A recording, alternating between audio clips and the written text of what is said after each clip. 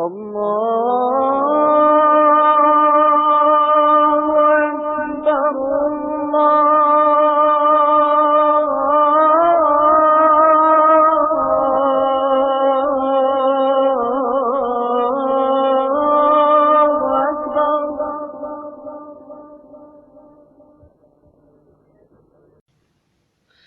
In the name of the most merciful, the most compassionate, a blessed Jummah to you, my siblings in faith and solidarity. I am honored to be addressing you today for this week's virtual khutbah. May Allah grant you all health, mercy, and ease in these troubled times. Today I will be addressing the opportunities for transformation that we may find as individuals, as a community, and together as the world at large, in moments of crisis such as these. Every day that we have been given in this world is a blessing and a test. The blessings are not just confined to the good days or easy times. Some of the greatest blessings come in times of crisis, as we are given the opportunity to shift our perspectives and our actions so we are in better harmony with the true path we strive to follow as believers. In times like these, we often find ourselves turning inward because witnessing what is happening outside in our communities is sometimes too hard to bear. When we turn inward, we have the potential to observe ourselves against the backdrop of our sorrows, to look at ourselves with new eyes and with humility and kindness, see what we might do to bring ourselves closer to Allah, to fulfill Allah's purpose for us in this life. From the Quran 51:56 through 58. And I created not jinn and humankind, but that they worship me. I want no provision from them, nor want I that they feed me. Truly God, He is the provider, the possessor of strength, the sure. Worship for Muslims and for other believers is a multifaceted jewel. It invites us to devote ourselves to Allah, and through that to commit ourselves to serve for the betterment of His creation.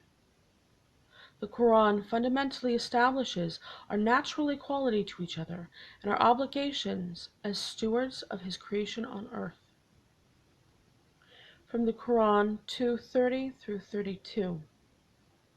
And when your Lord said to the angels, "Truly, I am assigning on the earth a vice-regent," they said, "Will you be one who makes on it someone who makes corruption on it and sheds blood, while we glorify your praise and sanctify you?" He said, "Truly, I know what you know not." And he taught Adam the names, all of them. Again he presented them to the angels, and said, "Communicate to me the names of these, if you had been ones who are sincere." They said, "Glory be to you, we have no knowledge but what you have taught us.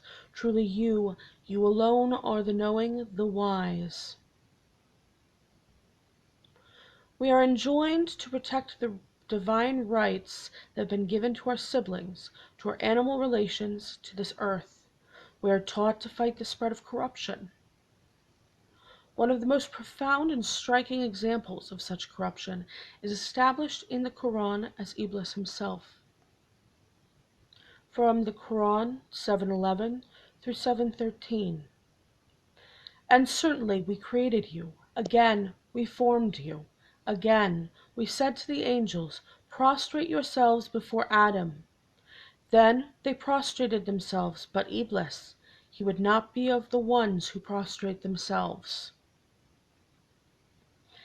He said, "What prevented you from prostrating yourself when I commanded you?" Satan said, "I am better than he. You created me of fire, and you created him of clay." He said, "So get you down from this. It will not be for you to increase your pride in it. Then you go forth. Truly you are of the ones who are disgraced." From the Quran 15:39 through 42. Iblis said, "My Lord, because you led me into error, I will certainly make the earth appear pleasing to them, and I will lead them one and all into error, but your servants among them, the ones who are devoted." He said, "This is the straight path to me. Truly, as for my servants, there's no authority for you over them, but ones who are in error followed you. Through this example, we are given insight into the nature of corruption, that at the root of it is a hatred for some other aspect of creation, the desire to wholly destroy that other through leading them astray from the truth, and a disdain for the natural order that Allah has put into place, and the rights which Allah has imbued His creations. Allah allows us through the Quran to hear the words and perspectives of Iblis, to know his motivation and reasoning. As clear as the true path is, so Allah makes evident the reality of deviation. These underlying features of corruption are what we are compelled to fight against, wherever we find them, even and especially if that place is within ourselves. The greatest jihad is one that is fought within ourselves, because that is where corruption can often hide best. Because we too are part of Allah's creation on earth, and as verse 532 reminds us, each single human life has worth.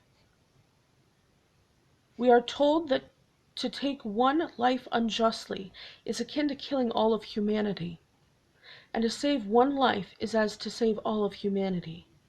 While we may aspire to do good beyond ourselves, it is imperative for us to remember that our lives are worth saving too, and thus we must also be stewards of our own hearts.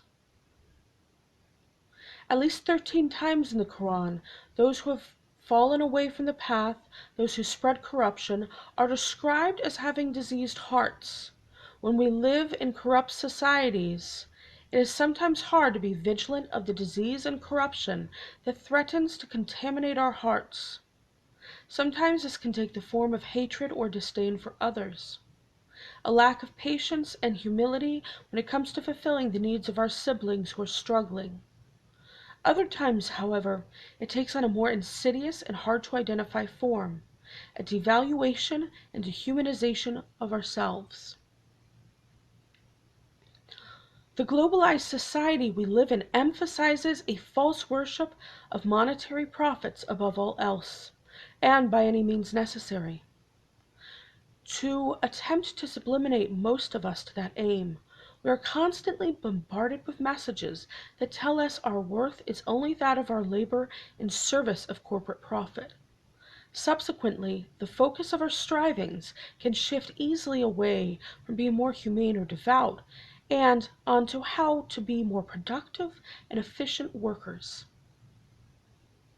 So much of this confusion arises because so many of us have had our lands, rights, and resources stolen, and are thus forced to rely on wage slavery for our food, shelter, and safety.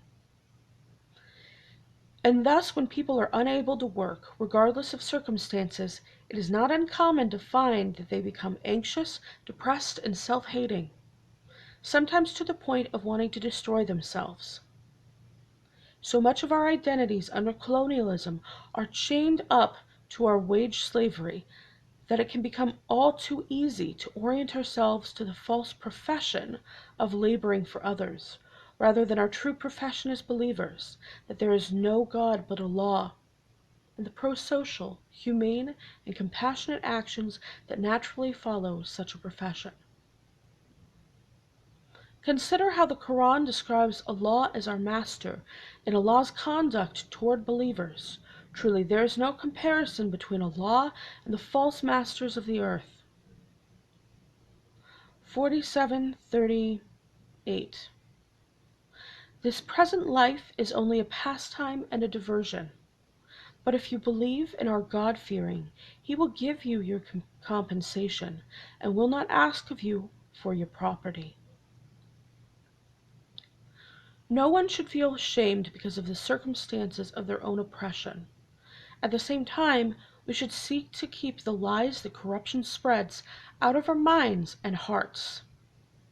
We should keep our eyes open for any opportunity to liberate ourselves and others, and try whenever possible to align ourselves toward the path of Allah, taking a position of love and compassion for ourselves as well as others struggling toward freedom. Our internal struggles against such disease are not in vain, for the Quran In the Quran, we find the promise of healing for just such a disease. 1054 through 1058. And if there would be every person who did wrong, whatever is in or on the earth, he would certainly offer for it his ransom, and they would keep secret their self-reproach when they considered the punishment. But it will be decided between them with equity, and they will not be wronged. No doubt to God belongs all that is in the heavens and the earth. No doubt the promise of God is true, but most of them know not.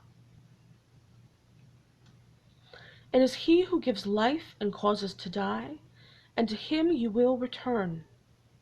O humanity, surely an admonishment grew near you from your Lord, and a healing for what is in the breasts, and a guidance and mercy for the ones who believe. Say, in the grace of God and in His mercy, therein let them be glad. That is better than what they gather. If we are able to restore our hearts and minds in such a way, and see ourselves as having worth as part of Allah's creation, we will find that the change we can make in the world for the sake of Allah and with love for all of Allah's creations is not limited to ourselves. We have an opportunity to help spread the truth throughout our societies, now as the stark, inhumane contradictions of imperialism and capitalism are revealed so clearly. We should strive to show ourselves mercy and compassion as creations of Allah, instead of dealing with ourselves as worthless unless we can make profit for a false master. Like Maryam, we can strive to put our absolute trust in Allah and His ability to provide for us, mind, body, and soul, as we endeavor toward preserving life and true purpose, both in the immediate future and in the future freedom and justice for all of Allah's creation. It starts with remembering our own worth and place as part of Allah's creation. I will conclude by sharing with you some verses which I feel best illustrate what I have attempted to communicate here today. Starting with verse 24-35. God is the light of the heavens and the earth. The parable of His light is as is a niche in which there is a lamp. The lamp is in a glass.